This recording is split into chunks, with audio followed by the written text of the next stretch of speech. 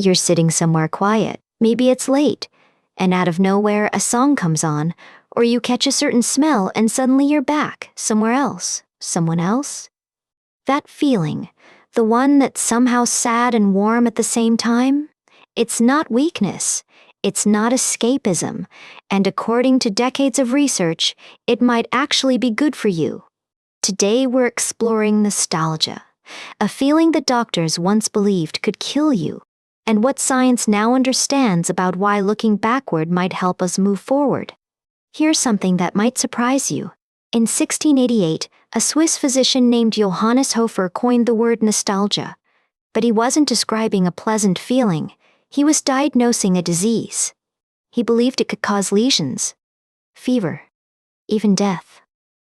Swiss soldiers fighting far from the Alps were especially susceptible, supposedly triggered by hearing certain folk melodies. For centuries, nostalgia wasn't comfort, it was pathology. Something to be treated with opium, leeches, or simply being sent home before it killed you. So what changed? And how did something once considered a potentially fatal condition become a psychological resource? The rehabilitation of nostalgia began slowly. In 1979, sociologist Fred Davis published Yearning for Yesterday, one of the first academic works to treat nostalgia as something other than dysfunction. But the real shift came in 2006, when psychologist Konstantin Siddiqides established a formal nostalgia research program at the University of Southampton. What his team found challenged centuries of assumptions. They discovered that nostalgia isn't just common, it's nearly universal, and it happens a lot more often than you might think. Research shows that 96% of people feel nostalgic at least once a month, and 79% experience it at least once a week. This isn't occasional sentiment, it's a regular feature of human experience. And here's where it gets interesting. According to research from the University of Florida, reliving favored memories releases dopamine, providing a measurable mood boost. But nostalgia does more than feel good.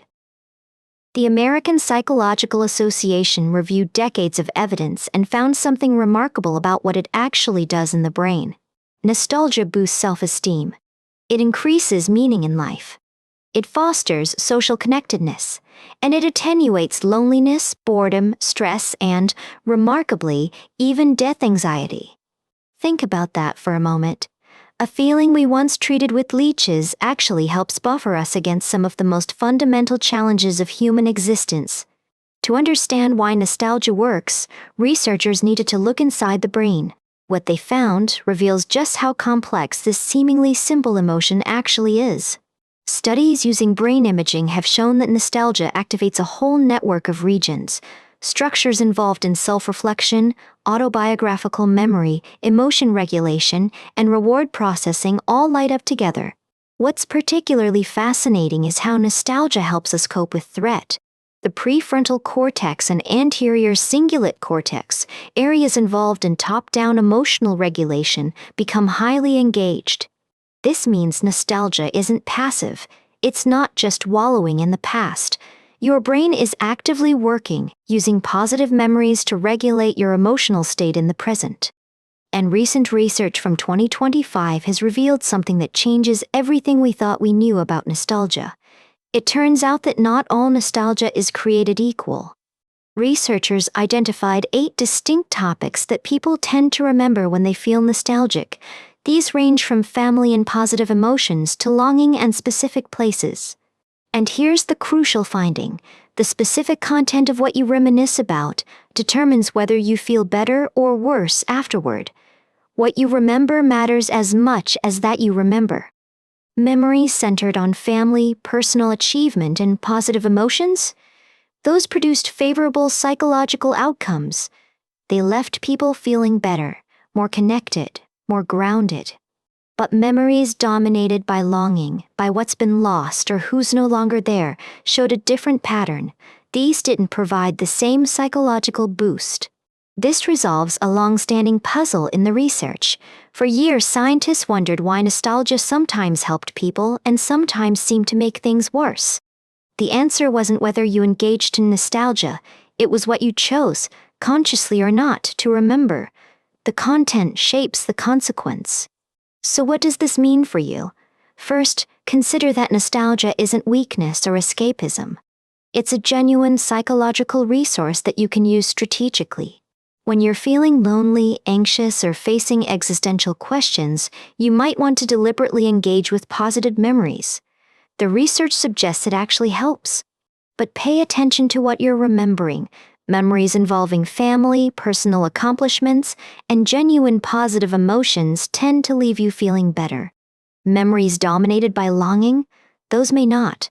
And here's something that surprised the researchers. The bittersweet quality of nostalgia is normal. You might feel both happy and a little sad. That's fine. The sweet typically predominates. There's another dimension to nostalgia that researchers are only beginning to fully appreciate. It's not just about mood, it's about who you are. Nostalgia strengthens what psychologists call self-continuity, the sense that you're the same person you were 5, 10, or 20 years ago, despite all the changes you've been through. This matters because life is full of transitions, new jobs, moves, relationships ending and beginning, loss. During these upheavals, nostalgia helps anchor you to something stable, your own history. And here's something profound. Nostalgia is fundamentally social. When people reminisce, they're almost always remembering relationships, connection with others across time, the people who studied your face, the ones who knew your name, the moments of recognition, of being truly seen. These are the threads nostalgia weaves into something meaningful. Recent EEG studies have even identified different neural signatures depending on how you engage with nostalgia, whether you're looking at photographs, listening to music, or simply letting memories arise spontaneously. Different modalities, visual, auditory, purely cognitive, activate slightly different brain networks, but they all converge on the same core function, using the past to serve the present. It's worth pausing here, because there's something almost poetic about this transformation. A feeling our ancestors feared turns out to be a gift we carry with us. Of course, there are still cautions. Rumination, obsessively dwelling on negative past events, uses similar cognitive processes but produces opposite effects. There's a line between healthy nostalgia and unhealthy dwelling. The difference? Rumination gets stuck. Healthy nostalgia flows through. You visit the memory, extract its warmth, and return to the present enriched rather than trapped. You might want to notice your pattern. When you reminisce, do you emerge feeling warmer, more connected to who you are, or do you find yourself circling the same painful loop? And if you find this kind of exploration valuable, consider subscribing. We dig into research like this every week, trying to understand what makes us who we are. Some critics argue that nostalgia can be manipulated, commercially, politically, that it can create false memories of a better time that never actually existed. This is a fair concern. Nostalgia for how things used to be can sometimes prevent acceptance of how things actually are. The romanticized past can become a prison rather than a resource. Research also suggests nostalgia functions differently across cultures. In more collectivist societies, nostalgic memories tend to focus more heavily on group belonging and less on individual achievement. But even accounting for cultural variation and potential misuse, the fundamental finding holds. For most people in most contexts, nostalgia is a plus, not a minus. So here's what you might take away.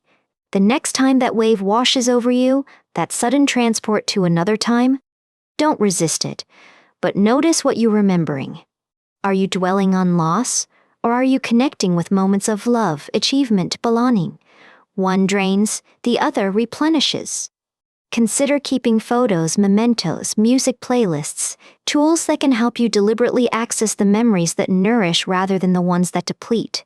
Because here's what researchers have confirmed. Nostalgia isn't just reminiscing.